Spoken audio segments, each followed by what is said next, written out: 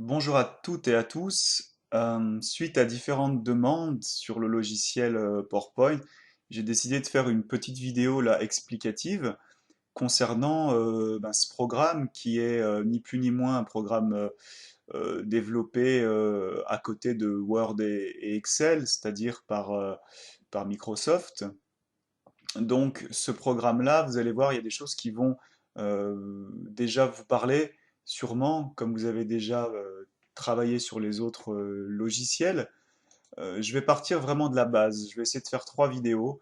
Là, je vais essayer de parler pendant 10 minutes des choses vraiment très très basiques qui néanmoins peuvent vous apporter beaucoup pour la création de vos futurs diaporamas. N'hésitez pas à passer ou changer de vidéo si vous voyez que cette vidéo est trop théorique ou autre, mais je vais quand même vous présenter ce logiciel d'une façon brève. On n'a pas eu le temps de le faire en cours, mais sachez que voilà, je vais donner ce que je peux, et puis vous me ferez un retour si ça vous a aidé ou pas. Donc ce logiciel, c'est ni plus ni moins une façon un peu détournée, vous vous rappelez à l'époque, des diapos qu'on avait à l'école. Les profs nous faisaient des diapos sur des films plastiques et nous les projetaient avec une visionneuse qui était matérielle, qui était mécanique à l'époque. Et puis on était tout content quand c'était nous qui changions la diapo dans la classe. Ce que je peux vous dire par rapport à ce logiciel, c'est que c'est exactement la même chose, mais c'est vous qui allez créer les diapos une par une. Sur chaque diapo, vous allez pouvoir y mettre ce que vous voulez et ces diapositives au pluriel, pardon, et ce diapo au singulier, vous allez pouvoir le visionner en plein écran sur votre propre ordinateur, mais aussi si vous branchez ce qu'on appelle un vidéoprojecteur que vous avez déjà vu en cours, ceci va pouvoir être projeté. Dans le cadre actuel, ça va être difficile parce que chacun est chez soi. Néanmoins, si on utilise la méthode pardon, pour filmer son écran, grâce au partage d'écran sur Gmail Hangout, à ce moment-là, c'est peut-être faisable. Mais ça, je vous en parlerai dans la troisième vidéo. Fini de parler sur la théorie. Au niveau pratique, ça se présente comment? Vous n'avez pas des pages dans Word. Vous savez, vous faites roulette, roulette, roulette, ça marche pas. Vous n'avez pas des cases comme dans Excel, mais vous avez ce qu'on appelle des diapositives, comme mentionné juste ici.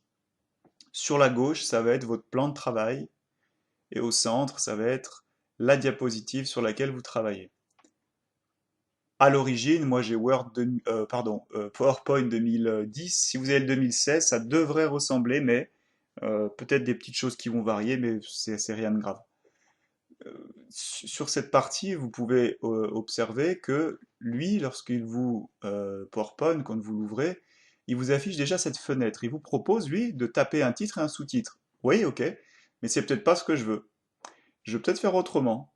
Donc moi, la première chose que je vous montre, c'est comment supprimer ces encadrés pour pouvoir faire ce que vous voulez. Pour les supprimer, si je clique dedans et que je fais supr, ça va pas marcher. Il faut que je clique sur un rebord et que j'ai cette forme de curseur là. Voyez autour, je clique gauche, clac, il est sélectionné, on voit les petites bulles ici qui apparaissent, je fais supr et là ça s'enlève. Donc je rappelle, pas au milieu, ici sur un rebord, un clic gauche et je fais supr. Alors peut-être que je veux déjà rajouter une diapo ici. Hein. Plutôt que de travailler là-dessus, je vais me dire, ok, bon voilà, il me faut deux trois diapos. Pas compliqué, cliquez là-dessous, hop, vous êtes dans l'interstice, nouvelle diapo, et au lieu de cliquer là, cliquez sur la flèche et vous choisissez vide. Pareil, vide. Donc c'est bien, parce que maintenant je vais vous montrer comment intégrer des encadrés pour pouvoir écrire. Donc rien de complexe, vous allez voir, rien de complexe. Pour intégrer de l'écriture, moi ce que je fais, encore une fois, c'est ma façon de faire. Si vous faites différemment et que ça marche, gardez votre façon de faire. Je vais dans Insertion et là, zone de texte. Je clique gauche une fois, j'ai un curseur qui apparaît, on dirait une petite épée là. Je me mets à peu près où je veux, je reste appuyé en clic gauche et je choisis la taille de ma zone de texte. On va dire comme ça.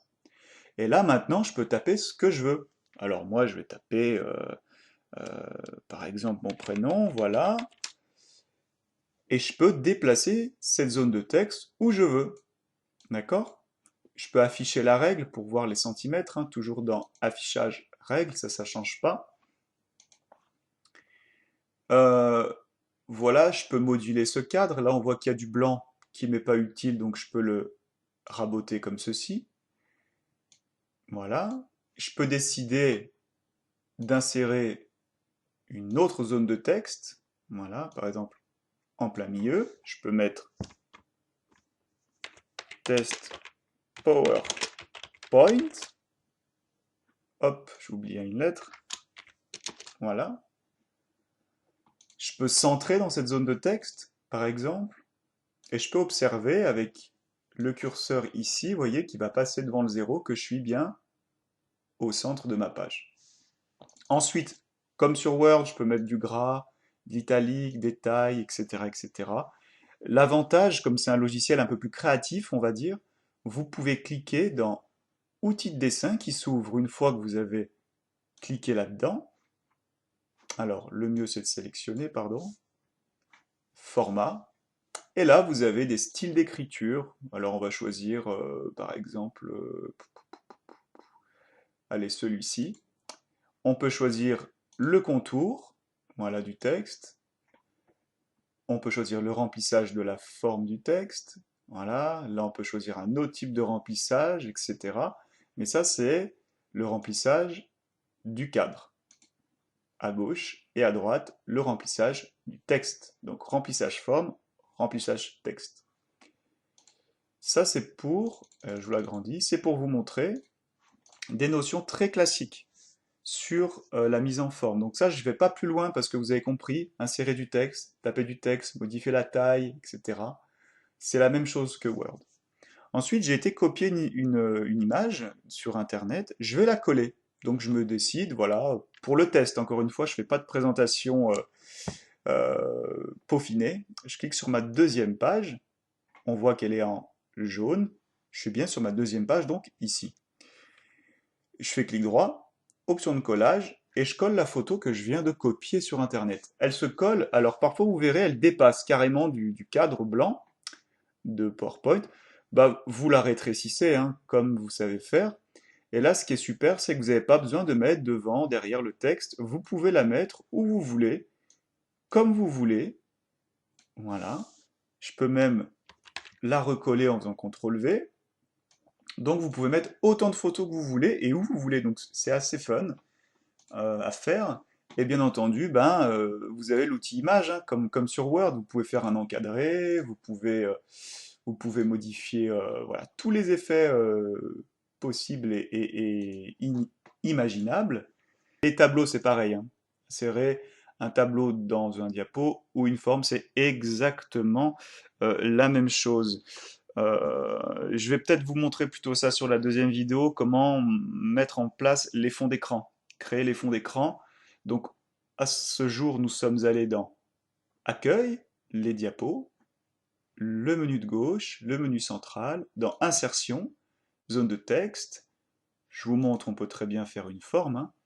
Voilà, etc. Donc c'est un espace de travail, cette zone très, très facile. On ne peut pas faire touche entrée comme dans Word. Donc c'est uniquement par insertion de forme. Et on peut aussi écrire dans les formes. Voilà, j'ai oublié de vous le dire. On peut bien sûr écrire en faisant clic droit, si j'y arrive, modifier le texte et vous pouvez écrire dans la forme. Sur ce, je vous dis à tout de suite pour une prochaine vidéo. Portez-vous bien.